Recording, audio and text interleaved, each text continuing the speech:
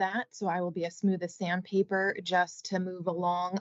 The first matter before the board today is last month's meeting minutes. Do I have a motion to adopt the August 14th, 2024 minutes as submitted? So moved. I'll second it. Excuse me, Mr. Close and Mr. Duraco. Ms. Suarez. Yes. Mr. Duraco. Yes. Mr. Close. Yes. Mr. Avery. Yes. Ms. Rodriguez.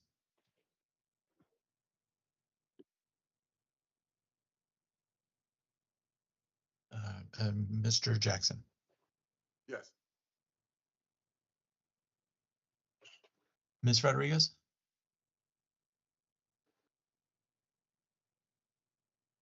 The minutes are adopted. I'm just checking on Ms. Rodriguez. Thank you, Mr. Bennett.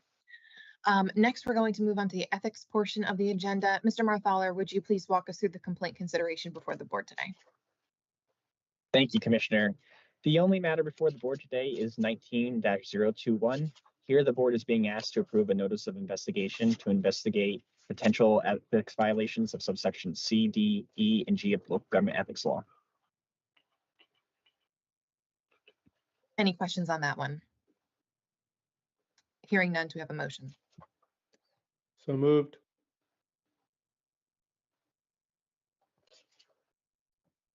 Second. Mr. Close moving, Mr. Jackson second. Ms. Suarez. Yes. Mr. Duraco. Yes. Mr. Close. Yes. Mr. Avery. Yes. Ms. Rodriguez.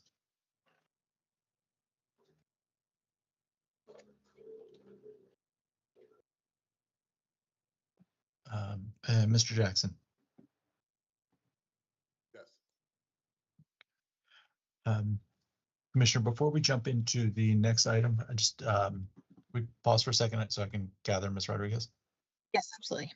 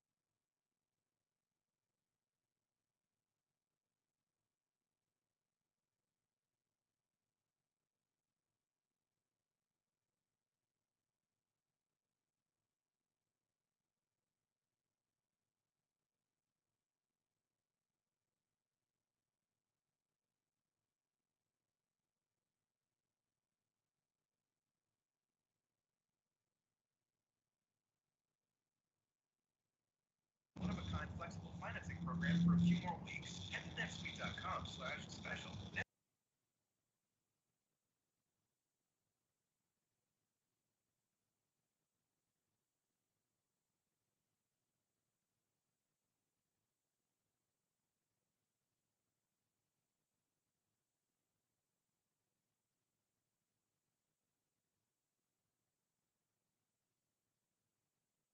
Okay, but I have no picture.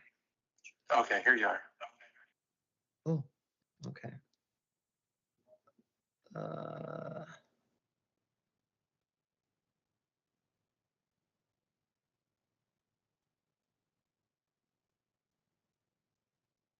Ah, they already on. Okay.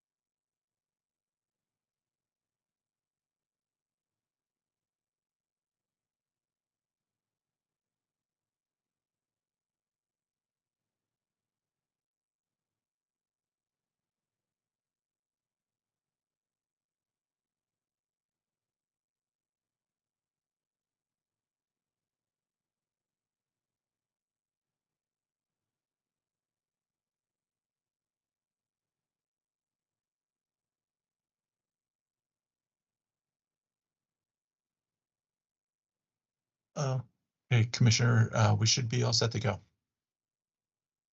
Okay, great. Then let's move right on to the applications portion. I'm just going to remind everybody present today to please remain muted to eliminate any unnecessary background noise. If you are by audio only, *6 should both mute and unmute the call for you.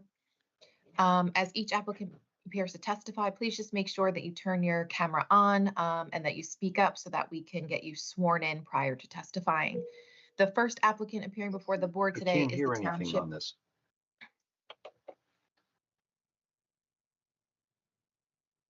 The first applicant appearing before the board today is the Township of Woodbridge Fire District Number 1.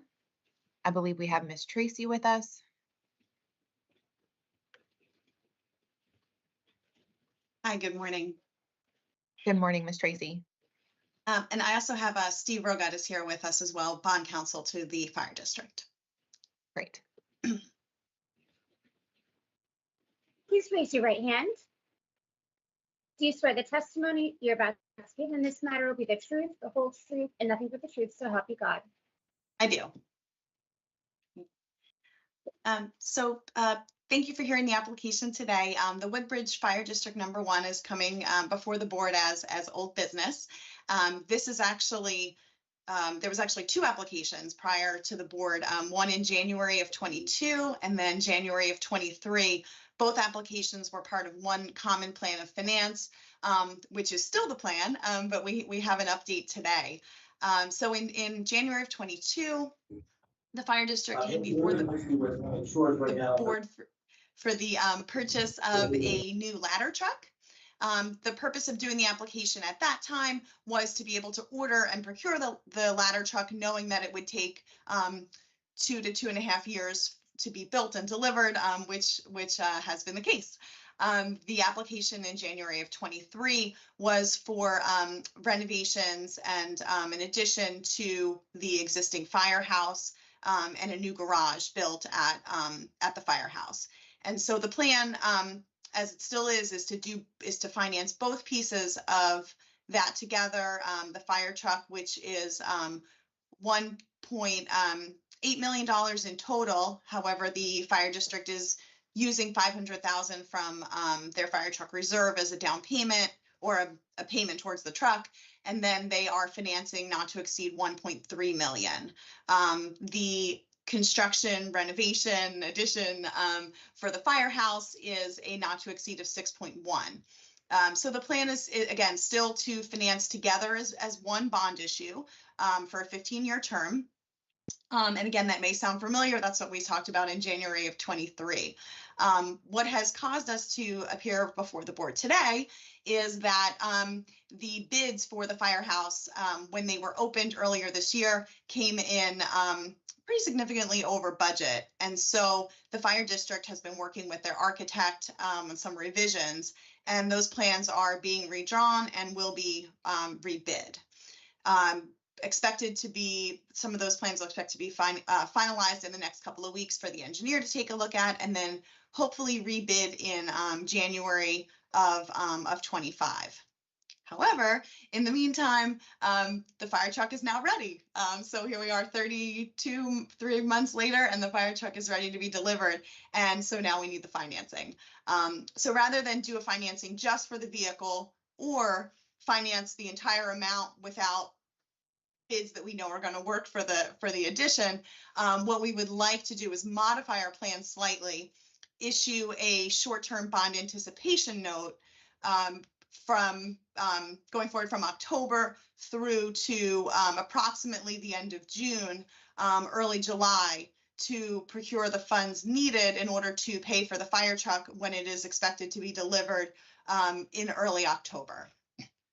And then after that, the bond anticipation note would come due, and then we would plan to go out into the market, hopefully in the spring. Again, those bids are expected to be done January, February of 25, and then hopefully all is well with the new bids, and then we would look to do a bond issue in the spring and then pay off the truck. The tax impact on the new financing we're estimating would be about the total interest cost on the $1.3 million bond anticipation note would be about $39,000. That comes out to about $4.49 on the average home within the fire district. However, I just want to remind the board as well that the fire district, by ordering and procuring the truck when they did about 2.5 years ago, they've probably saved about $300,000 to $500,000 on the cost of the truck because the trucks have gone up just so much in that time. So while there is a little additional cost for doing the note, they have saved a lot by this plan of finance. So happy to open it up for any questions. Thank you, Ms. Tracy. The one question that I do have that I don't think you did address directly just had to do with, are there any anticipated changes? I believe there were, just to kind of, in what was anticipated being done to the building itself for the construction renovation to fit within the voter authorization. So do you know what has changed? I don't know specifically what they have been able to rework or to do with the project. And Steve, I don't know if you have any of that information as well. Again, I know the architects have kind of been working to redraw and modify those plans, but I don't know exactly what they think, or if it may just be a timing of perhaps the bids they received at the time maybe were a little higher than anticipated, and maybe just some of the adjustments now and a different time, they're expecting the bids to kind of fall within the authorization. Mr. Roca, you're muted.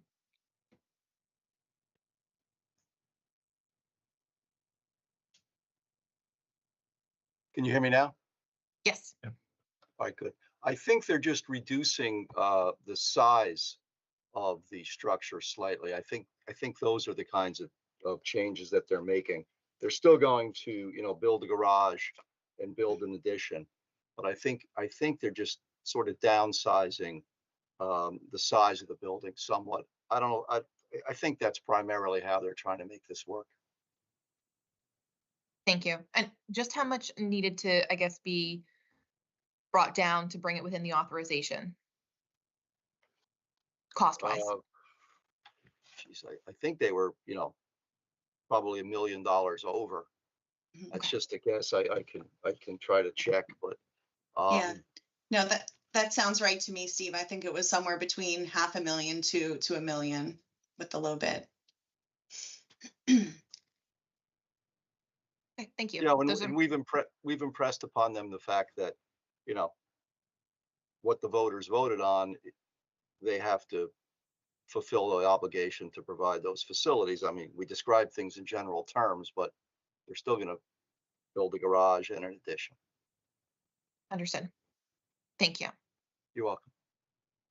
Those were my only questions. I will open it up to see if there are any other questions from the board or the public.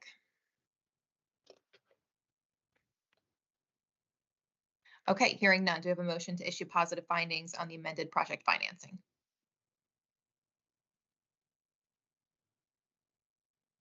Make that I motion. make a motion.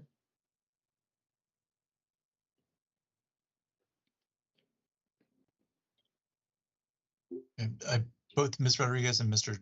Duraco, I heard making the motion. So, I'll second it. okay. Ms. Suarez, Yes. Mr. Duraco, Yes. Mr. Close, Yes. Mr. Avery, Yes. Ms. Rodriguez, Yes. and Mr. Jackson. Yes. Motion approved. Thank you. Best of luck. Thank you. The next applicant appearing before the board today is Egg Harbor City. Good morning, Jeff Winitsky from Parker McKay. We are bond counsel to the city of Egg Harbor City. On the line this morning as well, and to be sworn in is Jody Kahn, who's the CFO, and I believe I saw Leon Costello as well, who is the city's auditor. So I'll let those guys get sworn in.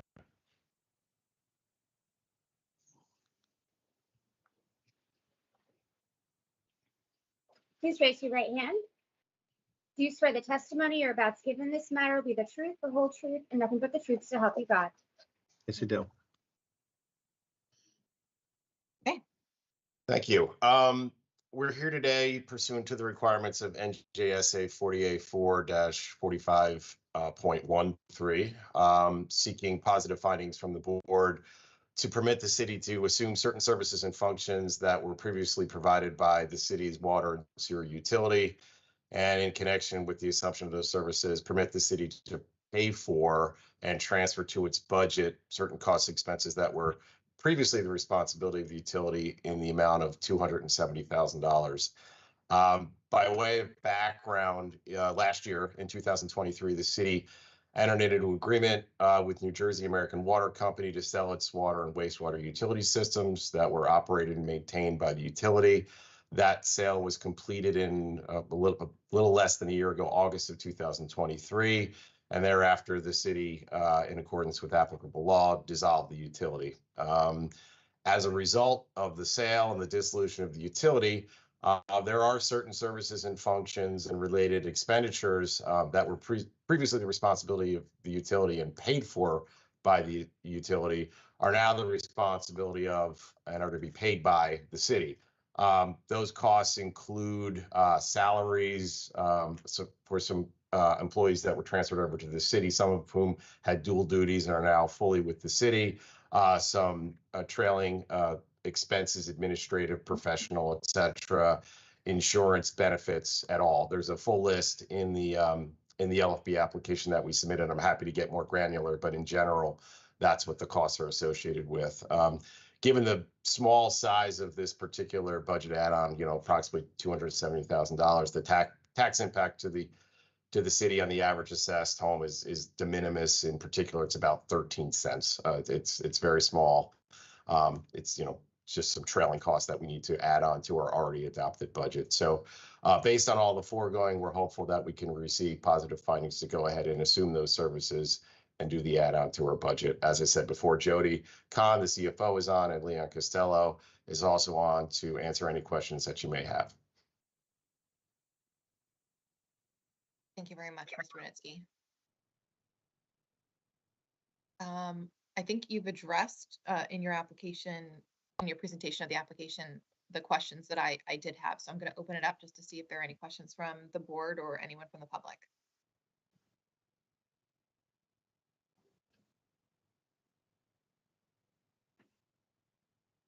Okay, hearing none. Do we have a motion to approve the assumption of service? So move. Second. I have Mr. Jackson and Mr. Duraco. Ms. Suarez, Yes. Mr. Duraco, Yes. Mr. Close. Yes, good job by Mr. Winitsky. Thank you. Mr. Avery, Yes. Ms. Rodriguez, Yes. and Mr. Jackson.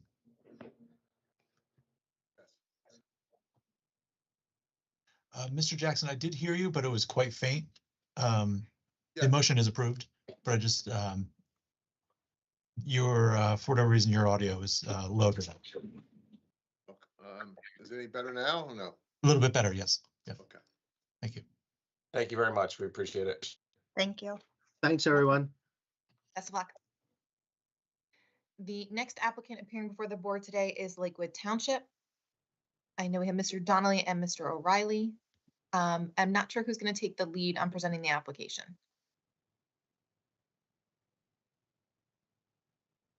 Good morning, Ms. Suarez. Patrick Donnelly, Township Manager. I can take the lead on that. I also have present my Deputy Mayor, Minash Miller, and my CFO, Peter O'Reilly, my COO, Patricia Comsa, and my Auditor, Matthew Pullman.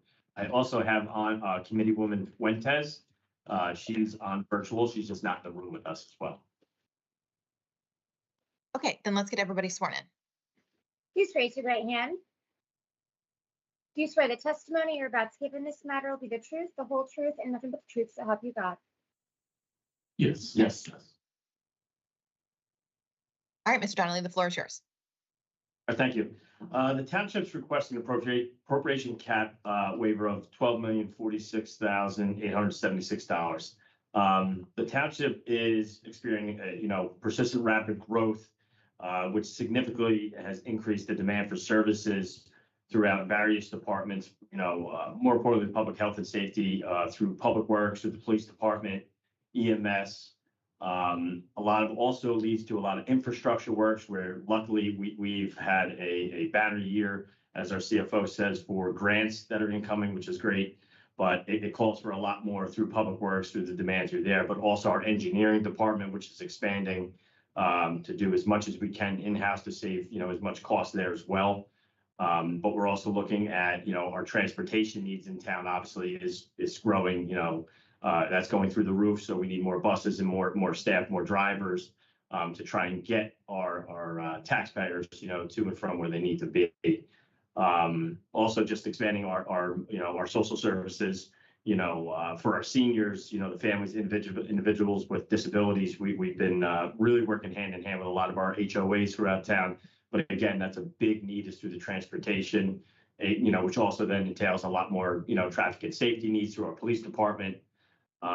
So where we stand right now is, we're respectfully asking for appropriation waiver, just to help, with the increased funding, needs that we, for the public health and safety portion of where this town stands now with the growth that's happening.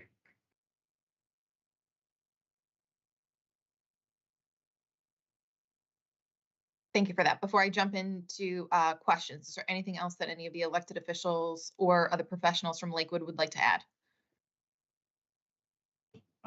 Yeah, I'll add that, we're under constant stress with the appropriation cap.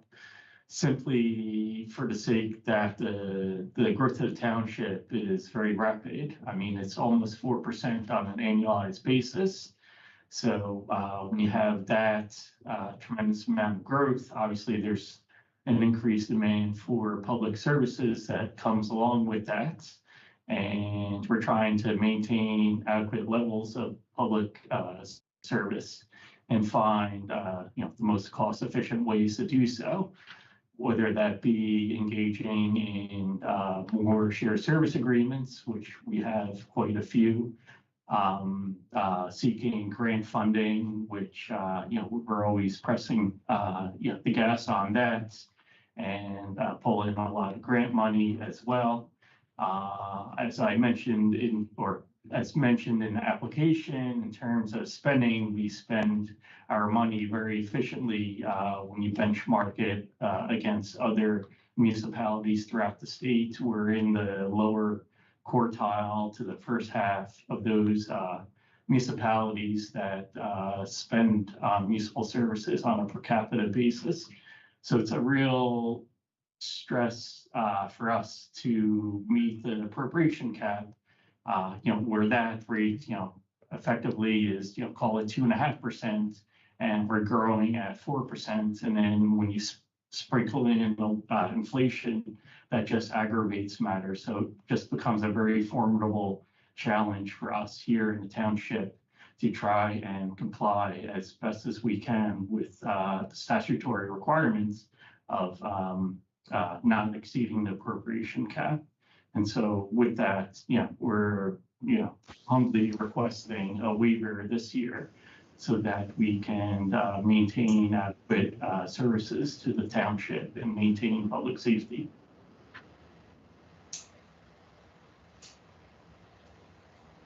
Thank you for that. I do have one question that is probably geared more towards like the finance office.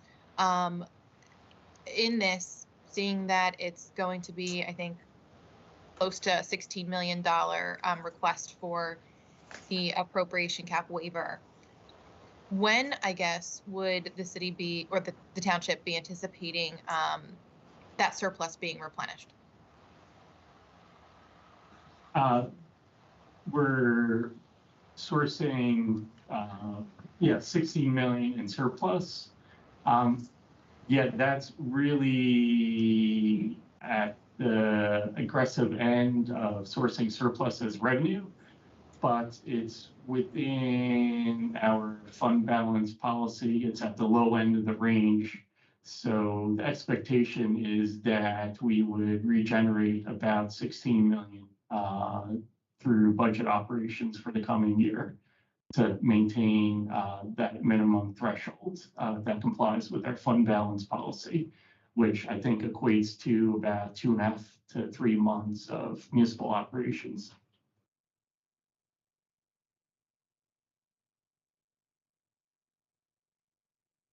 I'm going to open it up to the other board members and to the public to see if there are any other questions or comments that they'd like to raise. Sure, Director, thank you. Given your application and all the challenges you face, you were here a couple years ago. It appears you're going to probably have to be coming back over the next several years as well. It would appear, given the challenges and that you have in front of you. Do you have a plan? Is this part of a long-term forecasted plan you have both financially and for the Good afternoon. that are facing you in terms of how you're going to address them over the next 3 to 5 years? And with your fund balance policy, do you anticipate it being sustainable in terms of the issues you have and the planned measures to address them moving forward? Thank you for the question. I'll let Peter speak to the fund balance portion, but what I can say is to obviously to manage expectations of where we potentially will be next year, the year after that, is obviously with which it's very clear for everybody, not just from the outside to understand the growth that's happening in Lakewood. It is a major priority, if not priority one for us, to not only prepare for this year, but for next year. We're already talking about years 25, 26, 27 of where our growth is taking us for all of our services, and also for services that include some of our volunteers, that we're making sure that we have adequate services for everybody. So it is absolutely on the forefront of our minds every day of our operations that we're preparing of where we could potentially come back to see you guys in a year, 2 years, 3 years, whatever it may be, to just to keep up with where we're at, you know, between what a census says of what our population is to what the reality really is to where we are. Is yes, I mean, we are very well aware of where we are and where we're going to be as we move forward. And obviously with the, you know, with the support of our team here, but also with the support of the state and the finance board, I think, you know, hopefully we can continue to grow and move in the right direction and be responsible. I think is the biggest thing is that we're trying to really be at the forefront of, is being a responsible municipality, to understand, to not just to come ask for just to generally just say, please. No, we're asking for the public health and safety portion of this township to operate. Yeah, and in terms, I'm sorry, the fund balance policy, not specifically related to appropriation cap waiver, but it is related to fund balance in terms of budgetary operations. We are working with state legislative representatives to address issues with state funding.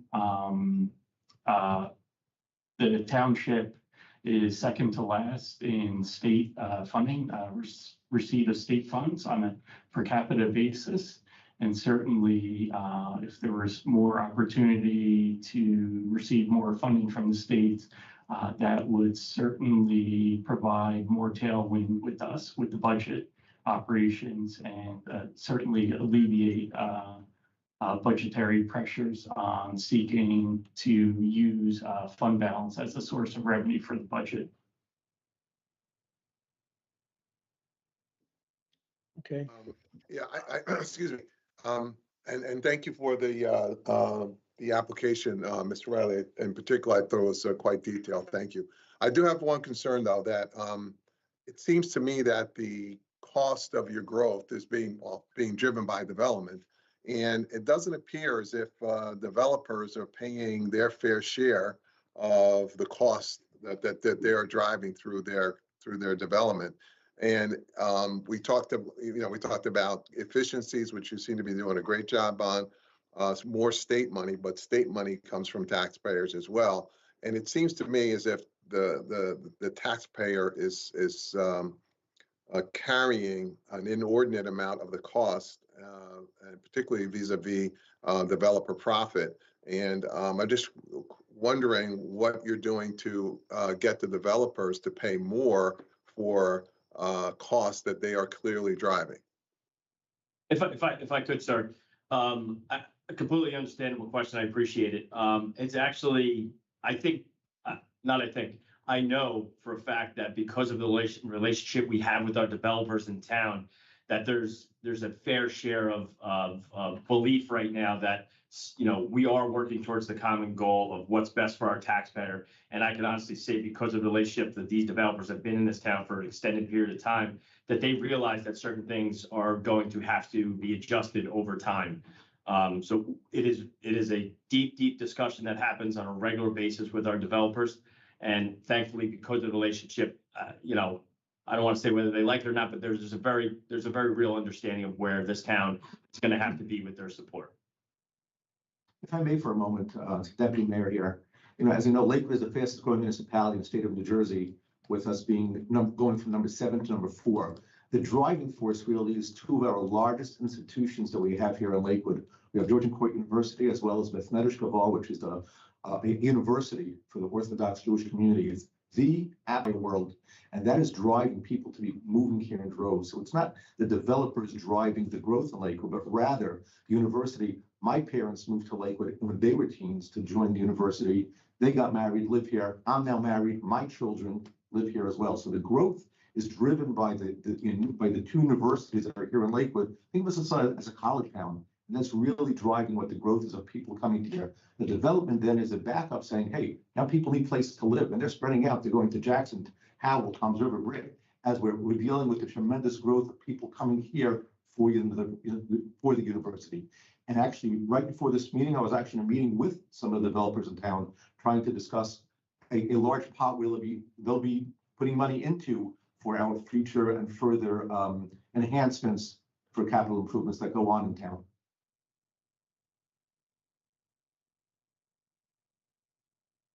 So if I may, because I appreciate what has been said here in response to Mr. Jackson's question, but I just want to go back to it because I'm not sure it was addressed head on, which is, does that mean that there are conversations occurring about potentially increased developers' fees as a way to kind of bring in additional revenue to Lakewood? Yes, ma'am. Okay. Thank you for that. Any other questions or comments?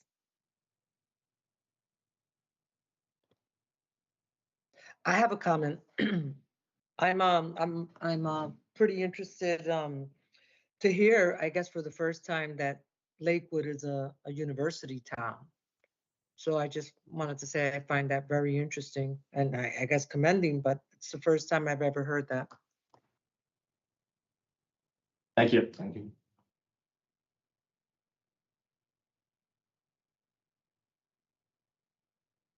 Okay, if there are no other comments or questions, I think based on what we've heard here today, I'm going to ask for a motion, as I don't think that there is an alternative for the township at this juncture. However, what I would like to address is that should Lakewood need to come back before the board for an appropriation cap waiver in the future, I think what we've heard here today is that the board would need Lakewood to provide perhaps a 3 to 5 year plan for addressing the appropriation cap compression with a focus really on additional non-tax based revenues, right? So I know we talked a little bit here about the developer fees, so that would include it, but not be limited to it for future budgets. With that said, I'm going to ask for a motion to approve the appropriation cap waiver for the use of surplus in an amount not to exceed $12,046,877. I would move it with the provisos that you laid out, Commissioner.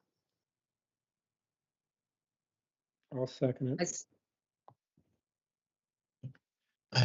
Excuse me, Mr. Jackson and Mr. Close seconding. Ms. Suarez?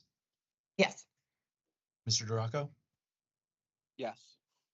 Mr. Close? Yes. Mr. Avery? Yes. Ms. Rodriguez? Yes. And Mr. Jackson? Yes. Motion approved. Thanks for your time and your vote. We greatly appreciate it. Yeah, best of luck. Thank you. Okay, the next application appearing before the board today is the continuation of Supervision Act in the city of Atlantic City, which is actually going to require me to step down as chair. So I'm going to recuse myself from voting on the matter. Ms. Rodriguez, if you would please chair the application today, that'd be fantastic. So I'm going to leave it to you to introduce it. Sure. We are going to introduce the application for the city of Atlantic City. This is a continuation of supervision that has been in place since 2016. At this time, I'm going to ask whoever's representing the city of Atlantic City to make their introductions and to swear in anyone who needs to be sworn in. I can go first. Anthony Swan, Business Administrator. Aditoro Abaderi, Chief Finance Officer. I think that's just us two, Toro. Yes. Okay. Please raise your right hand. Do you swear the testimony you're about to give in this matter will be the truth, the whole truth, and nothing but the truth, so help you God? Yes. Okay, good morning, everyone. Under the Local Government and Supervision Act, municipalities are experiencing certain levels of distress can either by consent or by order enter into cooperation with the state of New Jersey for specific forms of oversight. in 2010, Atlantic City, by consent, had entered into the Supervision Act controls and assistance provided through the state, and they have remained under supervision since that time. As the board is aware, the Municipal Stabilization and Recovery Act, or MSRA, was signed into law in 2015 and then was later amended in 2021. And this law, which is commonly referred to as MSRA, empowered the state to move into Atlantic City in other capacities beyond those that were just under the Supervision Act. And each year the question arises as to whether we should continue to implement the Supervision Act in tandem with the Municipal Stabilization and Recovery Act for Atlantic City. And I think it's important to highlight the difference in powers that are granted under both of these separate statutes. The Supervision Act itself lays out particular financial controls, and it gives us the ability to spread debts, address certain aspects of minutes, and to determine certain debt service conditions that are not expressly available under the MSRA. There's no doubt that Atlantic City has made great strides in improving its fiscal health, and the partnership the state and the city of Atlantic City has forged certainly contributes to the development of stronger institutional protections and financial controls. The impact of this has resulted in a much more stable economic development friendly city for residents, tourists, and entrepreneurs alike. And this year's budget for the city has continued to advance stabilization efforts that have been in place since the state began working with the city in 2010 under the Supervision Act. And with the greater tools that have been established under the Municipal Stabilization and Recovery Act in 2016. And these efforts have really begun to show some long-term progress, both in terms of substantial increases in the past few years from both S&P and Moody's credit rating increases, as well as improvements in the city's fiscal health overall. But the city does still face some significant financial difficulties that qualify it for continued supervision under the Municipal Supervision Act. One of the key distinctions between the Municipal Stabilization and Recovery Act and the Supervision Act is that the Supervision Act is more of a long-term plan. It's a way of guiding a municipality that has structural and underlying operational concerns to a more successful future. And the Municipal Stabilization and Recovery Act deals with the short-term substantial decreases in ratables, along with other issues that created an historical, unprecedented situation in the city of Atlantic City. And the MSRA provides unusually broad powers, but it doesn't have a lot of the specificity that the Supervision Act itself has. And a lot of the tools utilized, such as a comptroller, budget adoption through the state, the addressing of needs for the spread of cash deficit over a period of time, are all provisions that we wouldn't clearly have otherwise. So maintaining supervision is imperative to making sure that these fundamental controls remain in place. And it gives us a good framework as we exercise Stabilization and Recovery Act powers to make sure that the city of Atlantic City is positioning itself, not just to get through the crisis period, but to have a stable long-term recovery going forward. And the city and state know that there is still much work to do, and that requires the discrete powers and opportunities available to municipality under the Municipal Stabilization and Recovery Act in conjunction with the Supervision Act. Therefore, it's my recommendation to this board that we continue to exercise authority under the Supervision Act in addition to the MSRA. Should the board approve this application, it would still need to go to the state treasurer and to the attorney general for signature before continuation could occur. Now, before I turn it back over to the board for any questions, I just want to take a moment to recognize the business administrator as well as the CFO who are here with us today, and also just mention that Mayor Small and his team have really created a cooperative partnership with the state. And we do have that with the city, and I really credit the mayor and his professional team for much of the city's success thus far. So I think it is only fitting to make sure that we recognize them here today. So through the chair, I just want to give them the opportunity to make any comments before answering any questions that the board may have about this application. So Anthony and Toro, if there's anything that you would like to add at this juncture, I'm going to turn it over to you. Thank you. Excuse me. Thank you. First, let me apologize. I am sitting in my car. If you hear background noise, we are in the midst of a fire drill. So I had to leave the building and run to my car and hop back on the meeting. So I do apologize for that. The mayor, as you guys know, it is 9/11. So there are significant 9/11 ceremonies going on, and the mayor was speaking at one of the largest ones in Atlantic City. So in his stead, I just want to say that our partnership with DCA, Commissioner Suarez, when she was Director Suarez, has never been stronger. We keep each other in the loop on everything that we're doing from a fiscal standpoint and anything else that can impact the city significantly. Her team that she has in place, Wes Swain, Rick Riccadella, we have known each other for quite a while now, so we have a very strong working relationship. We bounce ideas off each other to try to get to the best option that the city should move with. So I really enjoy the work that we've been doing together, and I think it's bared fruit in the sense of our rating continues to get better. So that's all I had. Thank you. Good morning, everyone. And Anthony and the commissioner have said it all. We truly have a great partnership with the state. It appears to me that Atlantic City has the best of both worlds in being able to make decisions for itself, but also having the state and all of the technical advisors that they've hired for each department to be able to bounce ideas off of them. We are able to run the city and make the city much better, put the city in a much better financial situation and just physical situation all around.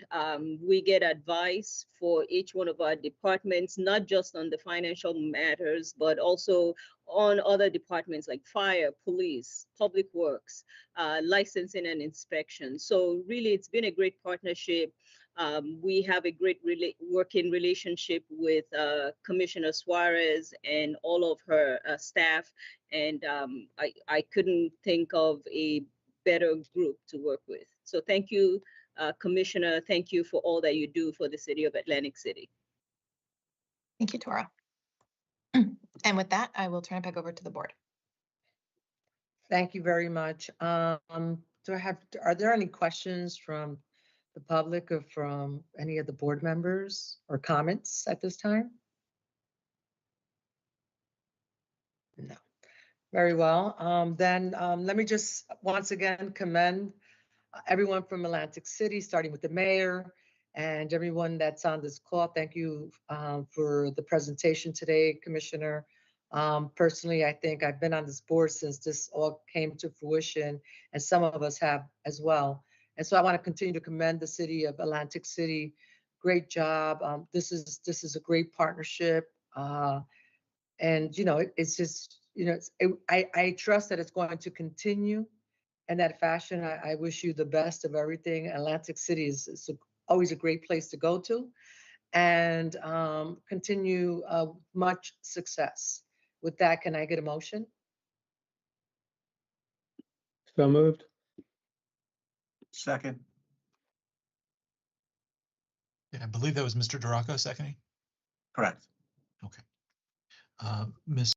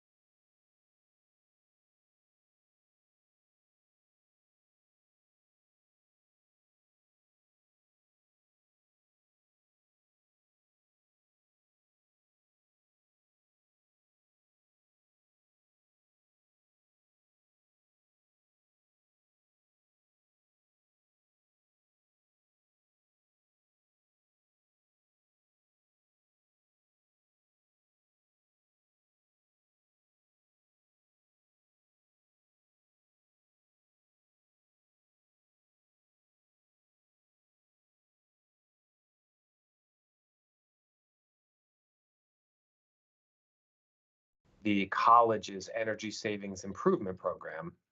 The total cost of that ESIP program is, or was at the time, $21.35 million. And it was funded with the $10.5 million in refunding bonds, $6 million of Chapter 12 funding, and $4.8 million of capital cash provided by the college. Debt service on the refunding bonds were fully provided for in energy savings, as they need to be. And important to today's conversation, the maturity schedule for the bonds, including principal payments in each of the years 2027 through 2046. Since receiving the board's approval in April, the college learned that a portion of the project costs qualify for the Energy Solutions Incentive Program through PSE&G.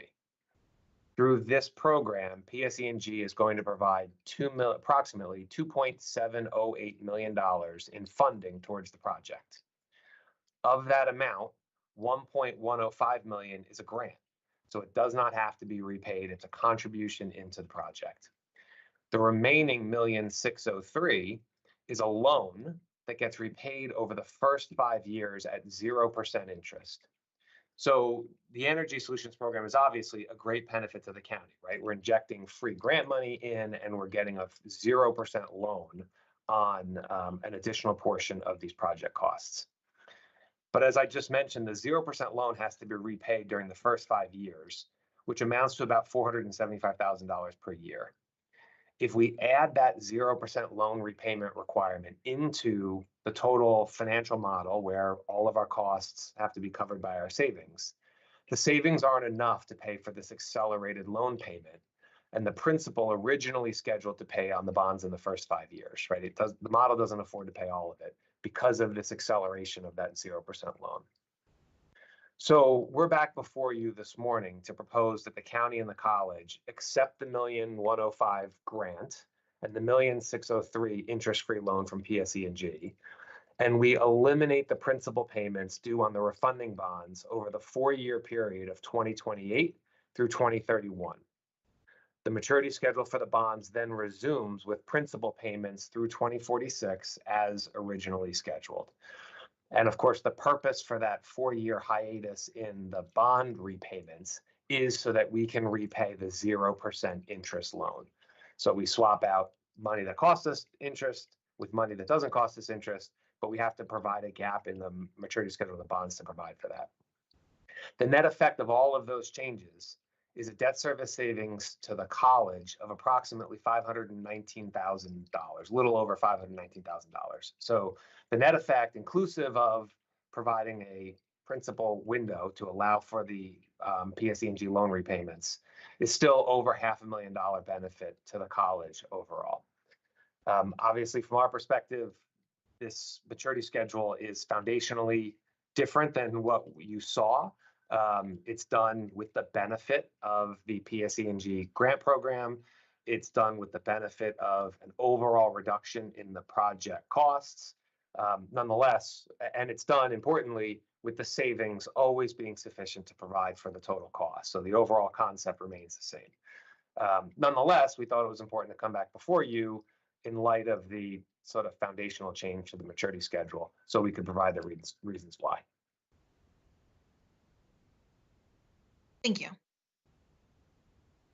So just to put a finer point on it, my one question just would be the changes in the cost of issuance. There isn't any changes. Actually, some of the cost of issuance is based on the par amount borrowed. So because that is decreased, then some of the fees will decrease, but there's no significant changes. There's no increases to cost of issuance. Thank you. I'll open it up to see if there are any other questions or comments from anybody from the board or the public.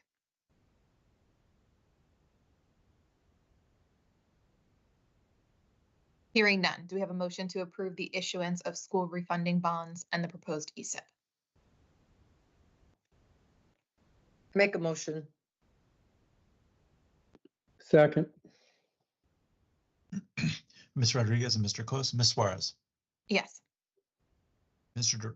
Duraco, Yes. Mr. Close, Yes. Mr. Avery, Yes. Ms. Rodriguez, Yes. and Mr. Jackson. Yes. Motion approved.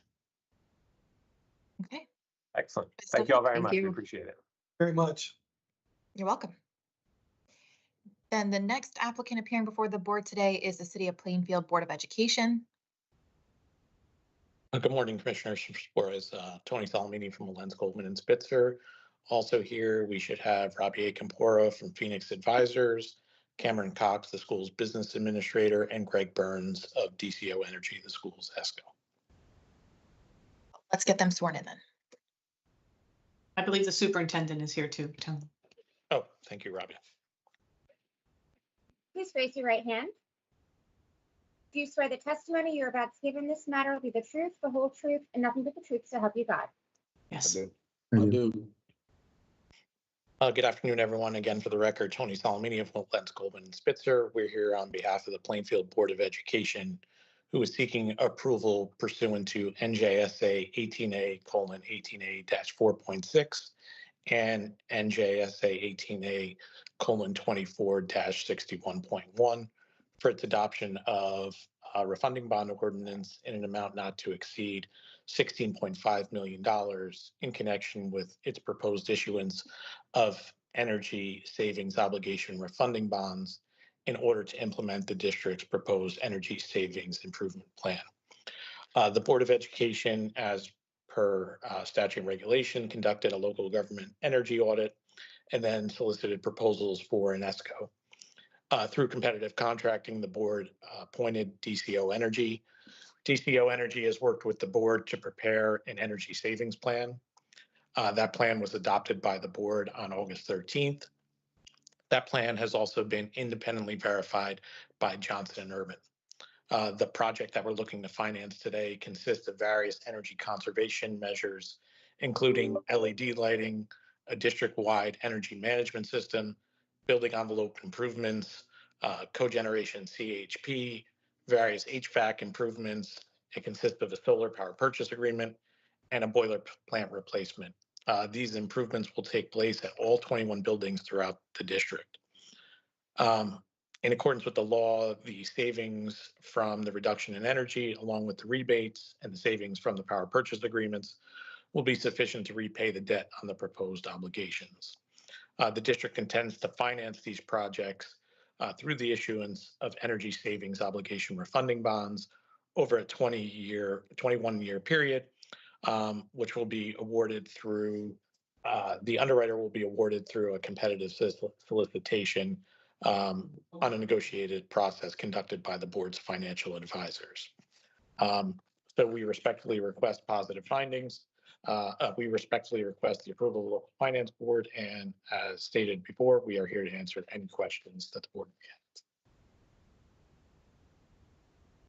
Thank you very much. The only thing I just wanted to make sure was addressed directly had to do with the 21-year schedule. Would you mind just touching upon it moving from the 20 to 21 and why that is? Yeah, the ESIP law allows for construction for 20 years if they do cogeneration plus construction. So their construction is actually 18 to 24 months, but we extended it a year and did capitalize interest for that year. So it allows us to get through the construction period because it's a little bit longer, and then energy savings will be generated to be able to pay for the next payment.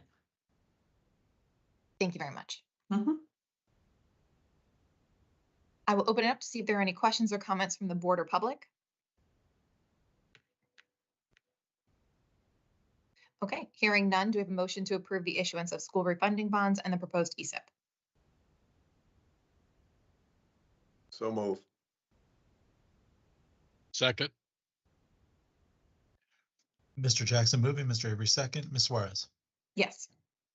Mr. Duraco,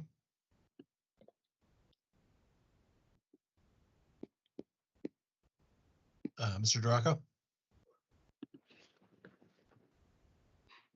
Mr. Close, Yes.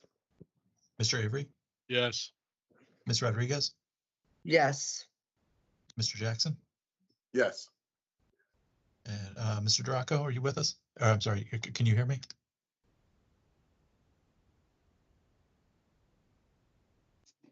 Okay, well, the motion is approved with 5 votes. Thank you, everyone. Best of luck. Thank you. Thank you. You're welcome. The next applicant appearing before the board today is the City of Orange Township Board of Education. Ms. Tracy, I think you're back with us again. And Yep. Good morning again, Tony Solomini from Lenz, Goldman and Spitzer. As you indicated, we have Sherry Tracy from Phoenix Advisors. We have also on the line the board's business administrator, Mr. Jason Ballard, and I believe Caroline Jackson from Honeywell is also on the line as well. Okay, and let's get everybody on sworn in.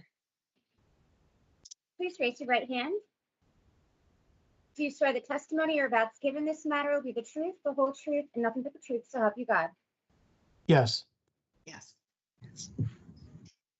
Again, good morning, everyone. Tony Solomini of Lenz, Goldman and Spitzer, appearing on behalf of the Board of Education of the City of Orange Township. The Board of Education is seeking approval pursuant to NJSA 18A:18A-4.6 and NJSA 18A:24-61 for its adoption of a refunding bond ordinance in amount not to exceed $12.5 million in connection with its proposed energy savings obligation refunding bonds in order to finance and to implement its proposed energy savings improvement plan. The board conducted a local energy audit and then appointed Honeywell International to serve as its ESCO. Honeywell has worked with the board to prepare its energy savings plan. That plan has been independently verified by DLB Associates. The project in this case consists of various energy conservation measures, including LED lighting, building envelope improvements, cogeneration CHP, building management controls, solar PPA, and boiler replacements. These improvements will take place at 13 school buildings and at the administrative offices. The board, in accordance with the statute, has determined that the savings, along with any applicable rebates, the savings from the power purchase agreement, and a $1.4 million capital contribution will be sufficient to repay the debt of the proposed obligations. These bonds will be sold over a 21-year period and will be sold on a negotiated basis through a solicitation done by the board's financial advisors. Again, Mr. Ballard is here, Ms. Tracy and Ms. Jackson, and myself are here to answer any questions that the board may have. Thank you very much. The one I have is similar to the previous application, which is just confirming the 20-year schedule. So, and that one is also pushed out a year because of construction, correct? Yes, that's exactly correct. The response is the same as the last application. The construction is anticipated to be 20 months. So this will capitalize interest for the first year and then just pushes us for the 20 years during the savings, when the savings are realized. Thank you very much. That was my only question. I will open it up for the board members and the public to see if there are any other questions or comments. Okay, then hearing none, I am going to ask for a motion.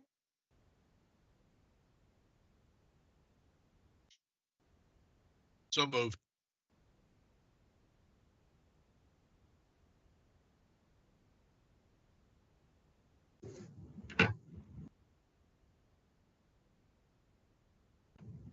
Second. Mr. Avery moving, Mr. Jackson seconding, Ms. Suarez, Yes. Mr. Duraco. I'm gonna reach out to him, he may be on mute. Mr. Close, Yes. Mr. Avery, Yes. Ms. Rodriguez, Yes. and Mr. Jackson. Yes. Motion is approved. Thank you, everyone. Madam Best of Chair, luck. Yes. thank you. I just want to say thank you to you all for your consideration of this project. The Orange Board of Education is greatly appreciative. This work will go a long way to helping to restore a very old building stock and getting the children facilities that will help them learn in a much better environment. So thank you. Thank you. Wish you the best of luck with the project. Thank you. Okay, the next application before the board today is the Township of Upper Deerfield Board of Education. Good morning again. You're stuck with me one more time. Hopefully it gets better each time. Tony Solomini from Wilentz, Goldman, and Spitzer, appearing on behalf of the Board of Education of Upper Deerfield. Also in attendance, we have Sherry Tracy again of Phoenix Advisors. We have Dr. Frank Podesta, the board's business administrator. We also have the board's assistant business administrator, Michael Twardowski, and Greg Burns of DCO Energy, who need to be sworn in. Please raise your right hand. Do you swear the testimony you're about to give in this matter will be the truth, the whole truth, and nothing but the truth, so help you God? I do. I do. Great, thank you. Again, Tony Solomini, appearing on behalf of the Upper Deerfield Township Board of Education. The Board of Education is seeking approval pursuant to NJSA 18A:18A-6 and NJSA 18A:24-61 for its adoption of a proposed refunding bond ordinance in amount not to exceed $2,750,000 in connection with the proposed issuance of its energy savings refunding obligations in order to implement and to finance its energy savings improvement plan. The board conducted its local government energy audit and then solicited proposals for ESCO services. After the competitive contracting process, the board appointed DCO Energy. DCO Energy has worked with the board and its administration to prepare and develop an energy savings plan, which has been adopted by the board. This plan has been independently verified by Whitman Engineering. The plan consists of various energy conservation measures consisting of LED lighting, building envelope improvements, cogeneration CHP, various HVAC improvements, and a boiler plant replacement. The improvements will take place in the 3 school buildings and the administrative offices. The board has determined, in connection with the calculations done by DCO and the financial advisor, that the reduction in energy savings, along with any applicable rebates and a $108,168 capital contribution, will be sufficient to repay the debt on the proposed obligations. Again, these bonds will be sold over a 21-year period and will be sold on a negotiated basis after solicitation by the board's financial advisor. Again, we respectfully request approval of the LFB, and we are here and available to answer any questions that you may have. You might be able to guess my one question, which has to do with the 21-year schedule. I'm assuming it has to do with construction, but I will ask for confirmation. Yes, that's correct. The construction period on this project is 24 months. So that is the reason for the 21 years. We'll again be utilizing capitalized interest for that first year's payment. Thank you. Thank you. Any other questions from the board or public? Okay, hearing none, I'm going to ask for a motion to approve the issuance of the school refunding bonds and the proposed ESIP.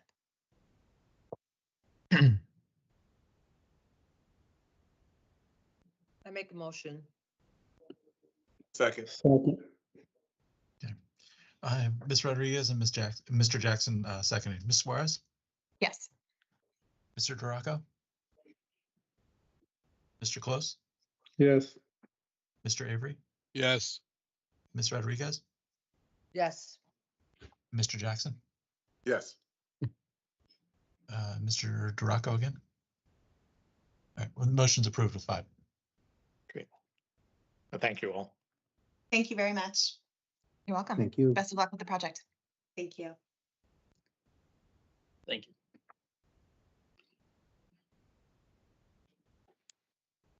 All right, the next applicant appearing before the board today is the Bergen County Improvement Authority. I believe I saw Mr. Drakewitz. Yes, John Drakewitz, representing the Bergen County Improvement Authority in connection with this transaction. And in addition, we should have with us 2 of the participants, which is Fort Lee and Englewood. Matt Rutsch from Fort Lee should be in attendance. And I think Bill Mayer will be in attendance representing Englewood Cliffs. John Reinhardt, Director of Finance, should be on board as well. And, certain other professionals, I think from Acacia is also on board. I guess people could be sworn in at this time.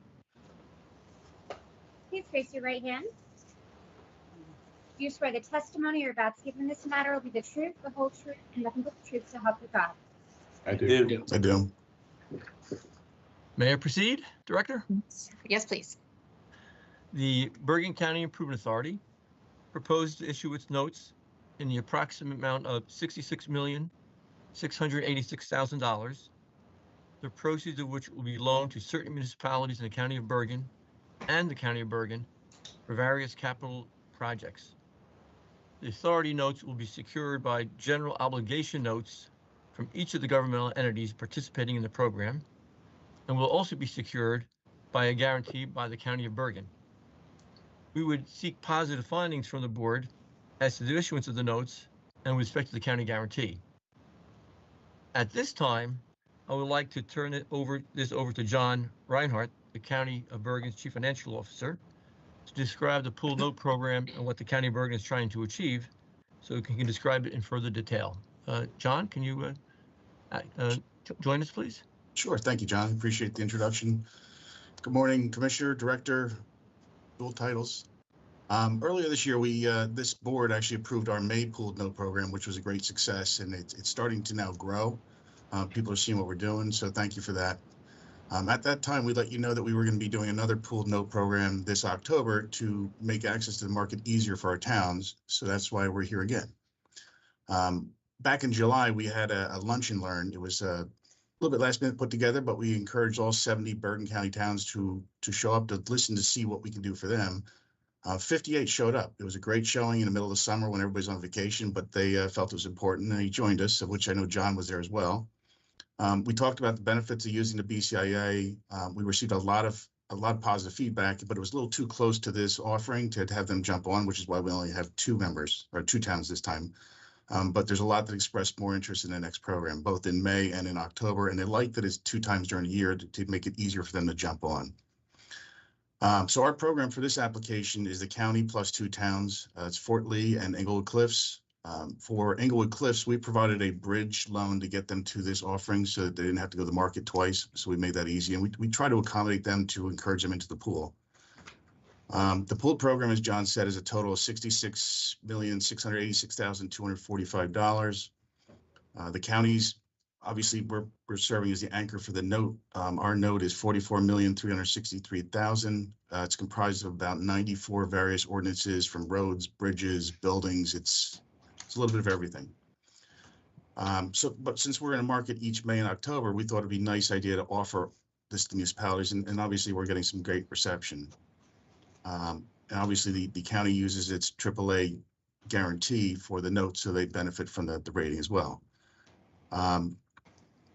So the county currently guarantees, I know this question's come up in the past, which is why I'll do it now, but the county currently guarantees about 29 outstanding obligations totaling $563 million and change. Our debt ratio at the end of last year was a 0.463. As a county, we can go to 2%. We're projecting actually that to drop down to 0.459 this year at the end, which is almost a $6 million decrease in our overall debt. You've heard us speak before. We aggressively manage the finances of the county, looking to not only strengthen our balance sheet, but we actively manage our debt burden as well. And we try to stay on top of that, and I think you can see that we do. So with that, I'll turn it back for questions.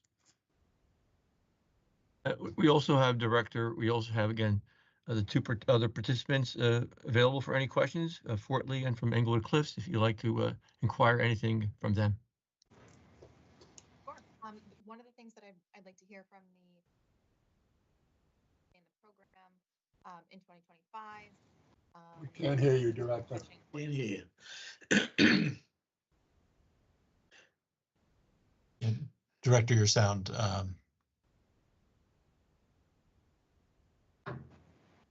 Any better or no? Marginally, little better. Okay. Gotta yell. Right. Nobody's ever told me I'm quiet, but okay. I just wanted to hear from the participants if they intend to stay in the program in 2025 and just see how they are budgeting that accordingly. We start with Englewood Cliffs. Good morning, Director. Bill Mayer with the Code Bond Counsel to Englewood Cliffs. Your question again was, it was difficult to hear you. Sure. So 1, I'm looking to see if the participants intend to stay in the program in 2025, and then what their plans are for permanently financing hopefully something a little more specific than some of, I think, what we've heard in the past, which is in the next few years. Yes, I would expect that Blue Cliffs will be in the program next year. $6 million of the $7 million they're borrowing is under new money ordinances for park improvements and road reconstruction. Their typical pattern has been notes, bonds. So I would expect they come back next year to be in the program. There's also special emergency notes in this issue, which will be paid off next year. And there's tax appeal refunding notes that'll have one extra year. So I'd expect they'll be in the program for the next 2 years or longer and then go long term. And let me apologize for Schwabe, the CFO. He had unavoidable conflict, so he asked me to sit in.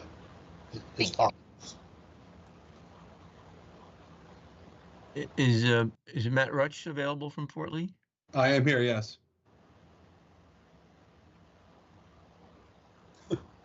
Matt, could you respond to the director's questions regarding your participation in next year's program and when you may intend to permanent finance the notes?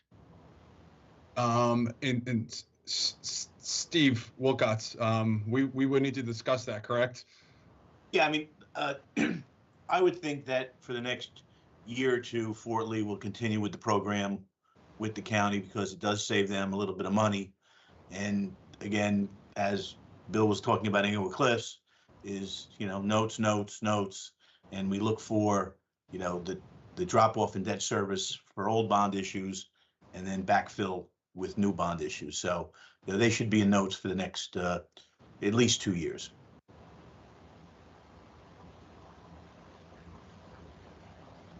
And I guess my last, sorry, go right ahead. I was actually just going to add a little bit, just so our intention is to layer in our own notes so that every third year we're permanently financing, so that the towns will also be able to jump on that permanent financing as well. We're trying to make it as easy as we can for them to jump on every one of these series. Makes sense. Thank you. You're welcome. And then I guess question then for you is, does the county anticipate doing this on like a 2 times a year going forward? As of right now, yes. And I don't see that changing. I think they love the reaction we're getting from the towns. Okay, great. I do not have any other questions, so I will open it up for the board members and the public to see if there are any other questions or comments.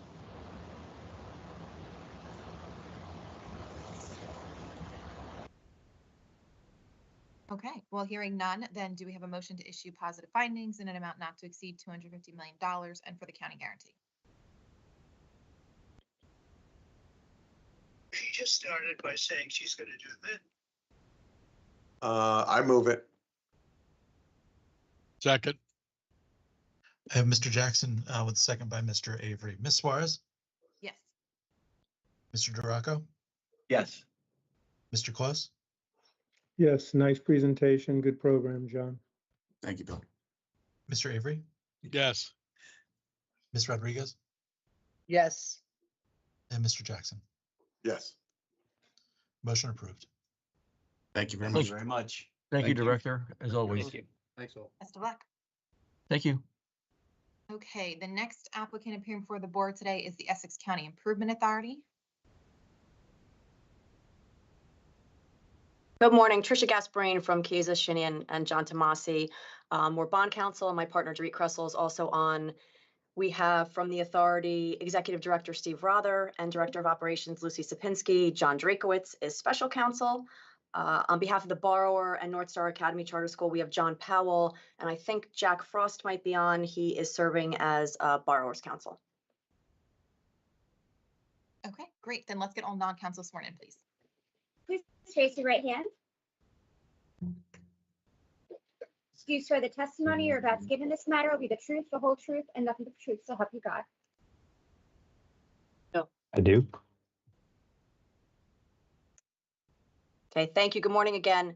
The ECIA proposes to issue its charter school revenue bonds in a not to exceed amount of $13 million. The proceeds of the bonds will be loaned to a nonprofit 501c3 entity, NSA Central Avenue LLC, in order to refinance bonds issued in 2009 that have a balloon payment coming due this December.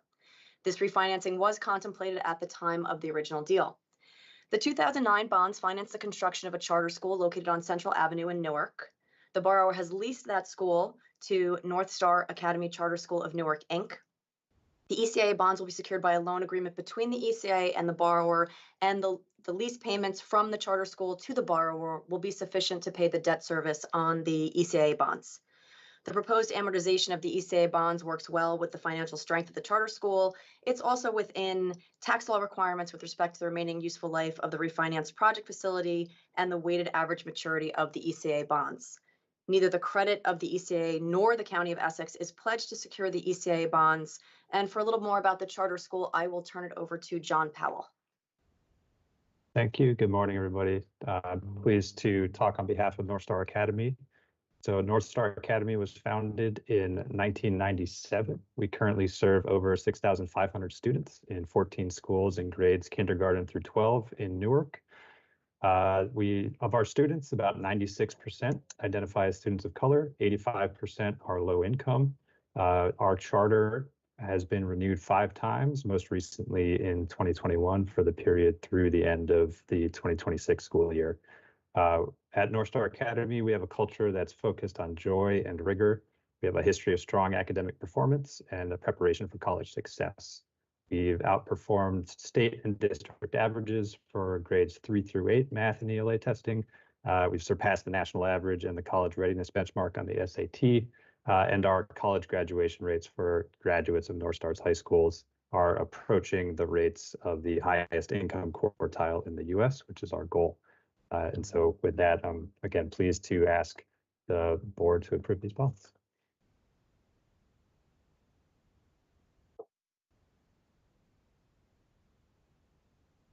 Okay, thank you very much for that. The only one question that I have, and this is nothing on this in particular charter school. Anybody who has seen me chair the board knows that I always walk down the parade of horribles. So just the one question that I have is, what would the improvement authority, I guess, be contemplating in the worst case scenario should a future license not be renewed for the charter school? Well, if I may add, John Drakewood speaking, special counsel. There is, I believe, a mortgage on the property provided as well.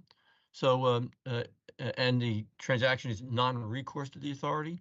So if that unforgivable item happened, we'd be able to foreclose or relet the property for other uses if that was the case. So we'd have control over the property in an amount able to secure the authority's bonds. But again, non-recourse, so financially, the authority would be fully satisfied. Thank you. I'm going to open it up to see if there are any questions from the board or anyone from the public.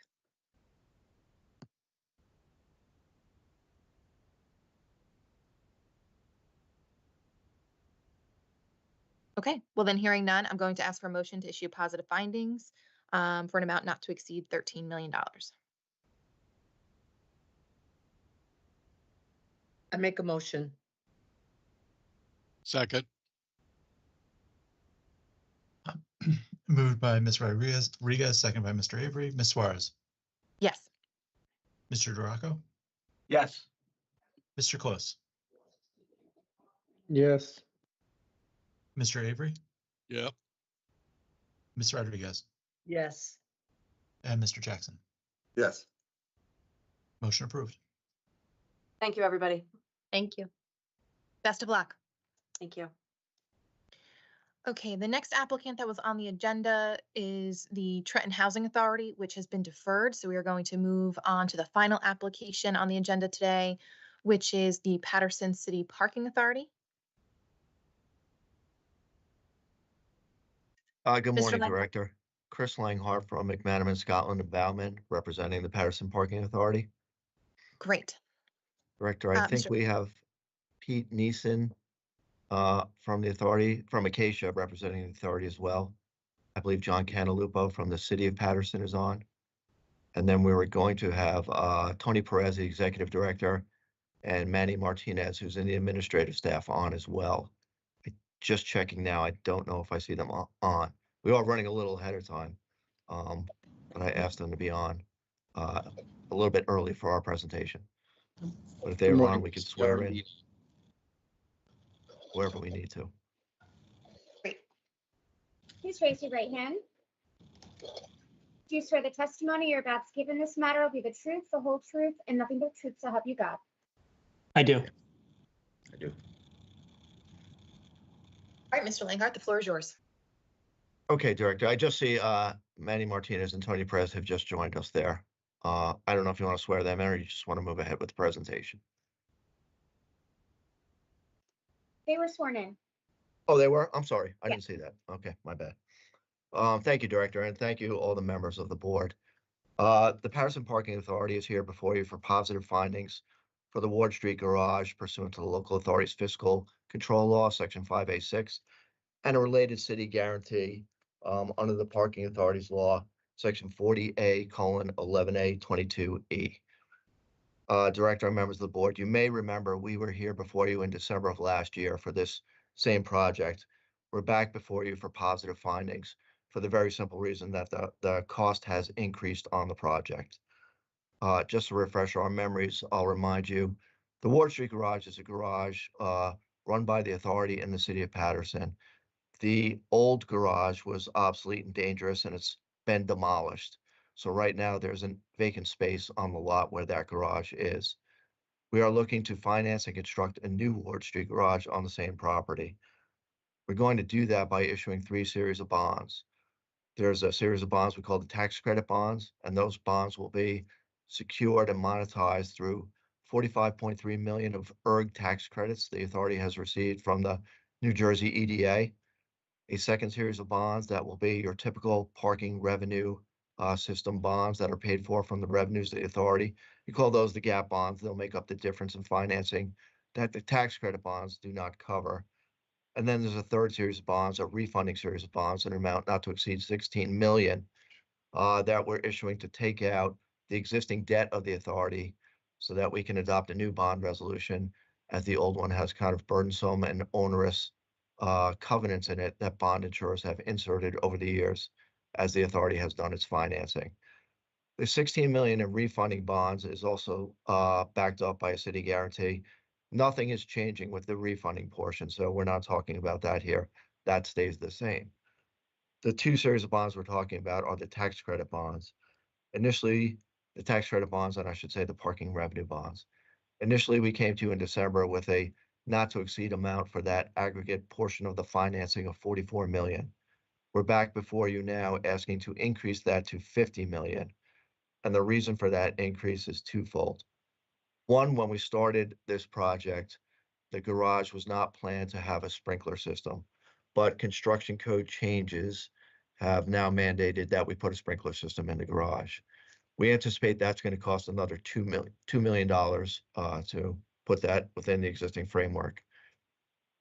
The second reason is because when we came before you last, we had gone out for construction bids and we had a winning bidder who was holding their bid.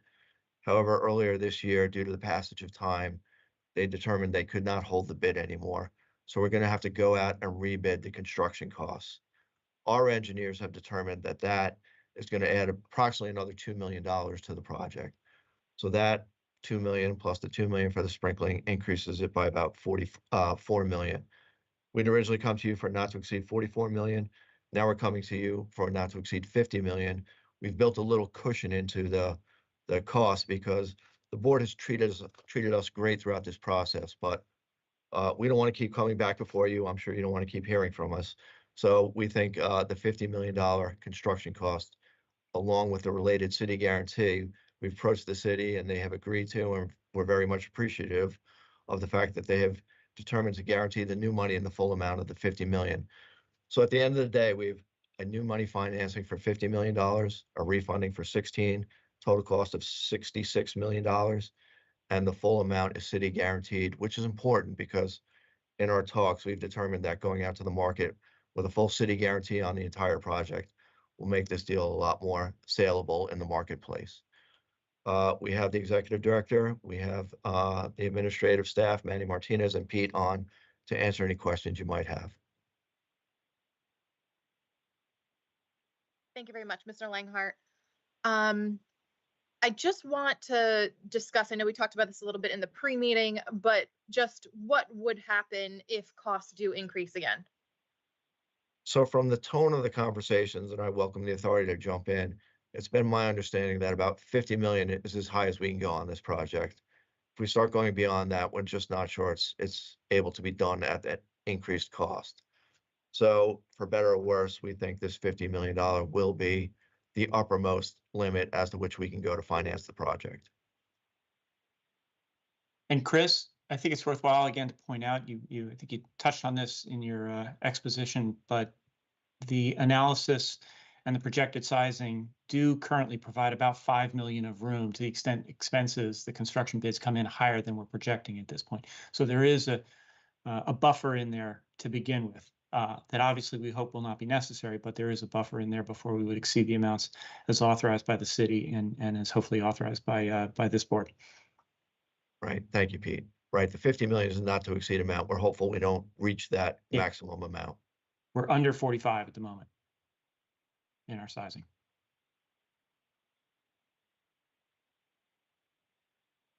Thank you.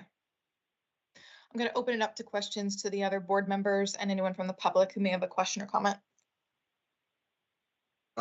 Yes, Commissioner, I have a couple of questions. One is my recollection was that the law was changed or the statute was changed in 2021 for the sprinklers. So I'm just wondering, was that just a miss or because the international code, I believe, changed in 2021. That's just one question. But my other question is just if I take the total cost now of the project, I believe is going to be 66 million. Is that correct? Yeah. And if I look at 750 spaces, that's $88,000 per space. And even if I take out a little bit for the retail, that seems to be about double, if damn near triple of what I've seen for Essex County built one in 2020 for 27,000 a space. Hudson County just finished this project with this new justice complex, and I believe that number was in the $36,000 to $37,000 range.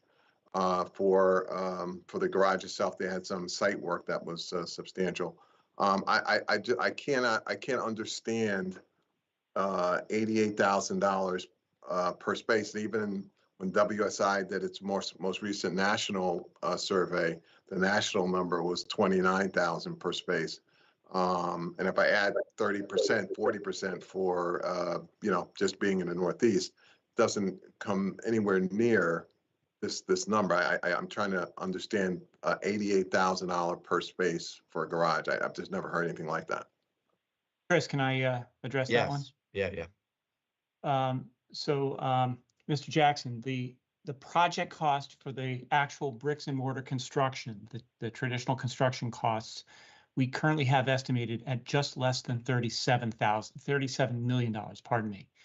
The 66 million that you referred to a moment ago is the total of the not to exceed amounts that's authorized here between the refunding component of this and the new money component.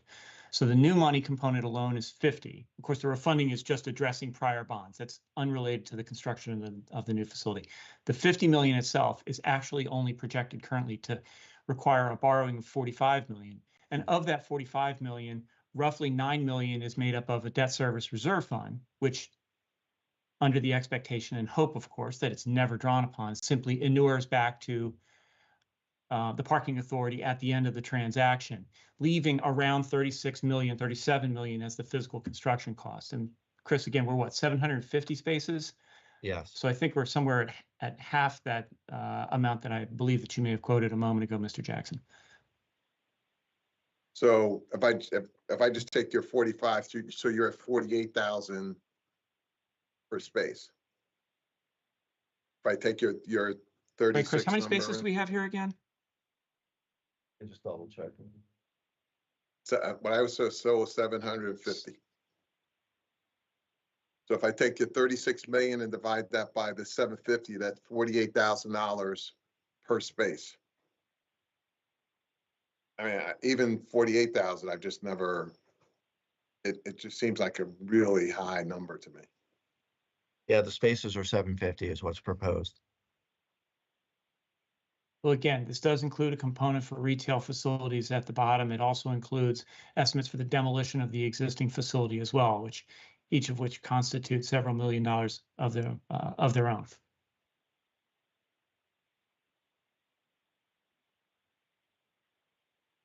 And going back to your first question about the sprinkler system, I became aware of it when we did this new proposal. I don't doubt that it did come in at the date you said. It may just not have been factored into the cost estimate until recently.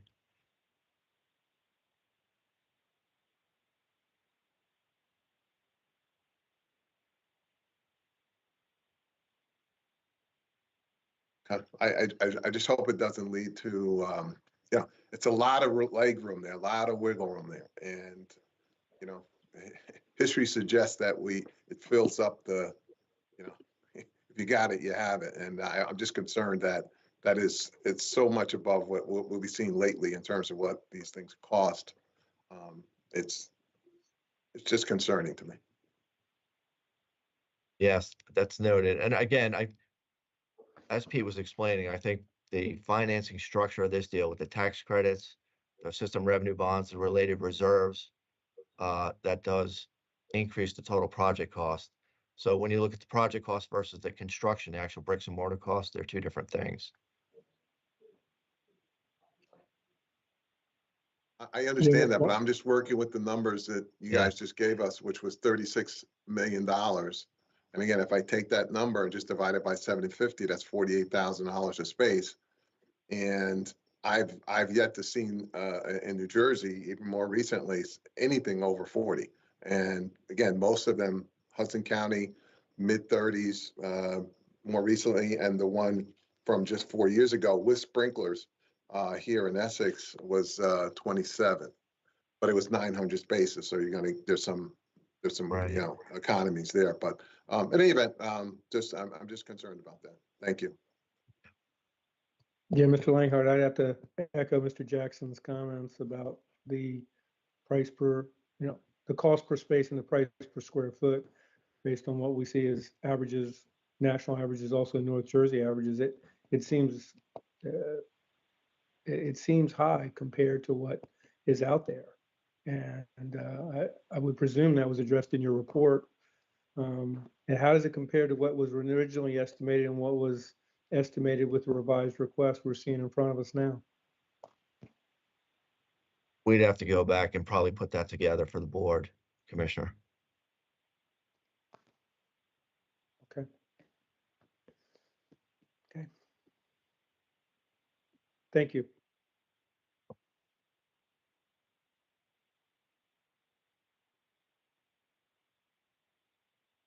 Does the parking authority have an estimate of what the cost of the retail space is going to be?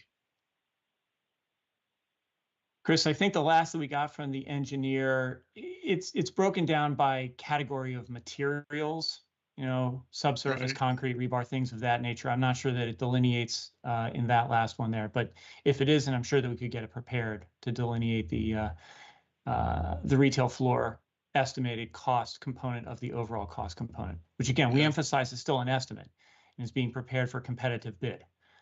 I understand.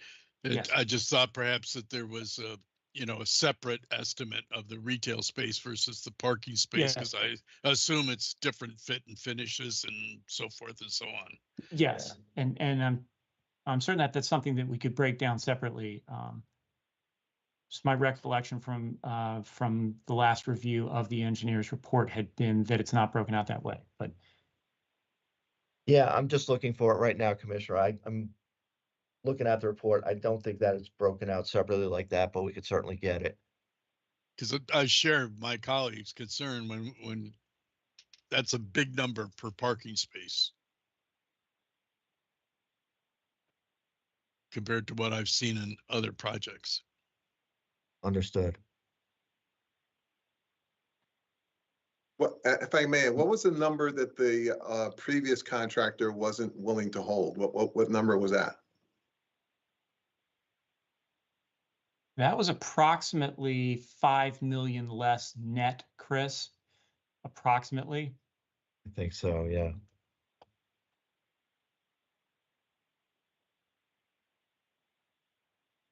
We might have that in the spreadsheet from last time.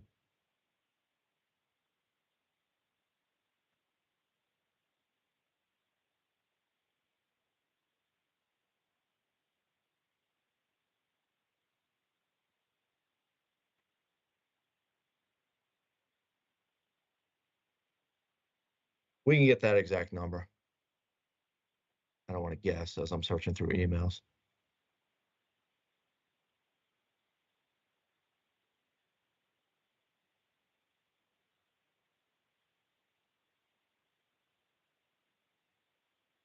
Okay, then hearing some of the questions and concerns, and it sounds like some things would also need to be compiled and provided to the board. Perhaps it's best if we table for now and get the components that we just talked about regarding the cost per space and the breakdown of the retail components. And that way the board's in a better position to make a finding here. Yes, we will put that together for you, Director, and we will send that over. Right. Then I'm just going to ask then for a motion to table pending those two items. So moved. Second.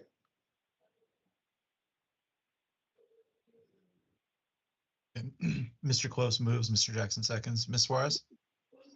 Yes. Mr. Duraco? Yes.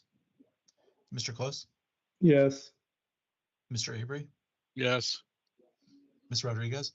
Yes. And Mr. Jackson? Yes. Motion is approved. Director, in terms of timing, does that mean we come back next month for a final vote, or can that happen in the interim? Procedurally, Nick, would it have to wait till next month? I could poll the members to see if they would be available for a special meeting between now and the October 9th date.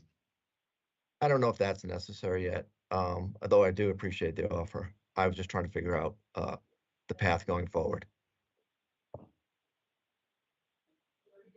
Thank you. Yeah, it would have to be during a board meeting. Yes.